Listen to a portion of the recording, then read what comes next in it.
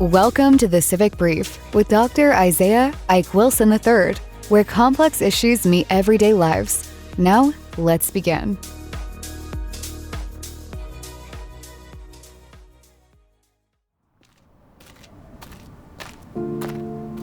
Take a walk with me, not in haste, not toward a conclusion, but toward an understanding. Now, the great historian and social archaeologist, Joseph Campbell, tells us that every hero's journey begins with the ordinary world becoming too fragile, too fractured, too full of unanswered questions to ignore. America is in such a moment now, and so are we. So then tonight's walk is not an interview. It's not an analysis. It's not even an argument. Our walk will be a pilgrimage, a civic meditation, a walk through 12 stations of today's and tomorrow's civic crosses, places where force and faith, fear and courage, technology and humanity collide. This is episode 4 of Experience 4, in what may be our deepest, quietest, most demanding journey together as of yet. So then walk with me.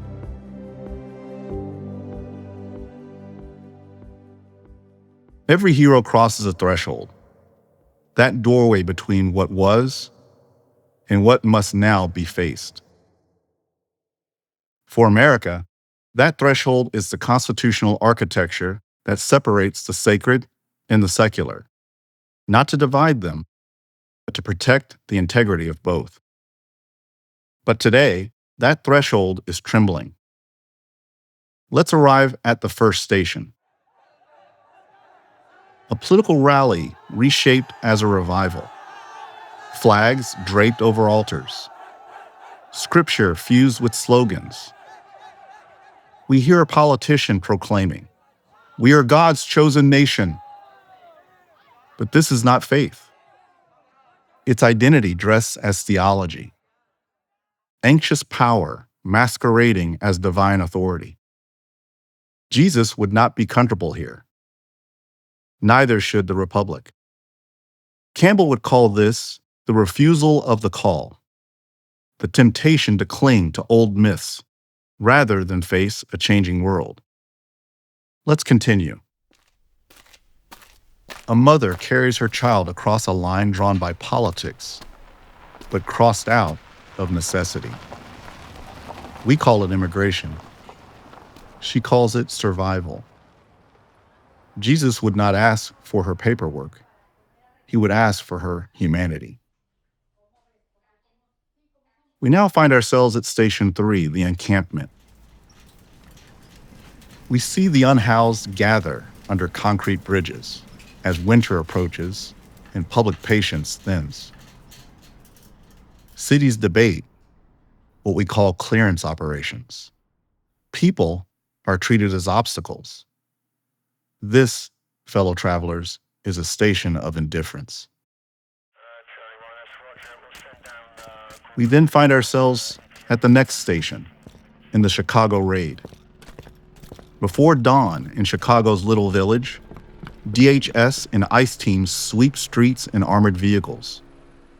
Fear spreads faster than enforcement. We see a mother running towards a church, her children in her arms.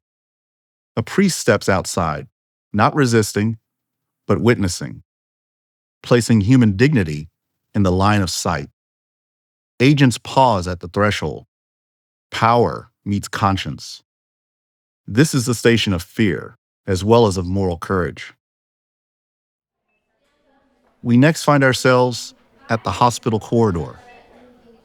We see nurses navigating overcrowded wards. Emergency rooms serve as the front lines for every social crisis we refuse to solve elsewhere. This, travelers, is the station of exhaustion. We then come to the sanctuary doorway, Station 6. A pastor unlocks the church basement as migrants seek refuge. He wonders, Is this civil disobedience or discipleship? We then find ourselves in northern Nigeria. We witness Christians and Muslims grieve side by side as violence tears villages apart. Yet U.S. political actors frame it simply as, quote, Christian persecution. But the truth is more compound than that. Climate displacement, armed militias, land conflict, corruption, fear. A Nigerian Jesuit priest says, people are dying, but not because of one religion targeting the other. They are dying because the entire system has collapsed. It has abandoned. When Americans misframe global suffering, we weaponize pain rather than understand it. This, fellow travelers, becomes the station of distortion. We next find ourselves at and amid the protest line. Clergy standing between riot shields and teenagers, armed only with stoles and courage. Faith becomes a buffer between rage and force. This becomes the station of nonviolent witness. At Station 9, the food pantry, families line up quietly. The need grows faster than the donations. Shame grows as well, but generosity holds the line. This becomes the station of mercy. At the Digital Horizon, Station 10, a student submits an essay written entirely by artificial intelligence. We see a pastor receiving a perfectly generated homily from a chatbot. This isn't cheating. It is confession. A fear that human meaning is losing ground. So then the question emerges. If machines can imitate wisdom, what then remains distinctly human? This then becomes the station of our own displacement, a Copernican echo. At the newsroom cave, Station 11, truth fractures into curated realities. Polarization becomes a business model. People inhabit worlds that never intersect. This then is the station of fragmentation. And then we find us in Gaza, Israel, Station 12, amid a paradox of protection. A rabbi in Washington weeps, torn between the horror of Israeli deaths and the devastation of whole people groups in Gaza. A Christian aid worker in Gaza records a message. We are not collateral. We are alive. We are praying for both peoples. Faith traditions call us to protect the vulnerable. Yet modern war often creates the very vulnerability it claims to prevent. This is the station of paradox. Grief without a single face. Joseph Campbell teaches that trials do not break the hero. They reveal the deeper self.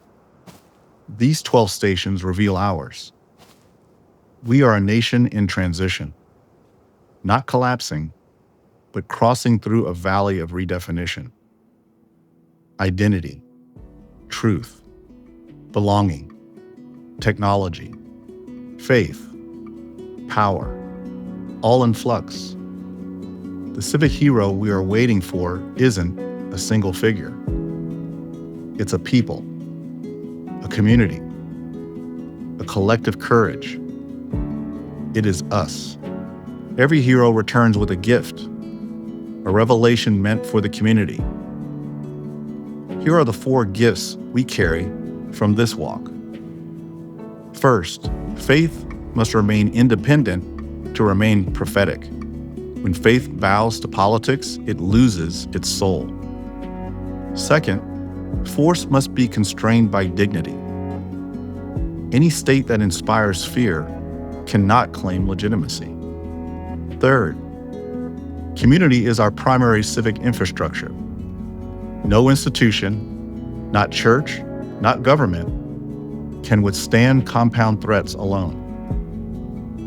And fourth, the future demands moral imagination. Artificial intelligence, climate, geopolitics, identity. These will test our humanity more than our policies. And then there's perhaps the deepest truth. We rebuild the republic not by walking ahead of the vulnerable or behind them, but beside them. Thank you for taking this walk. This is the Civic Brief, and the journey continues.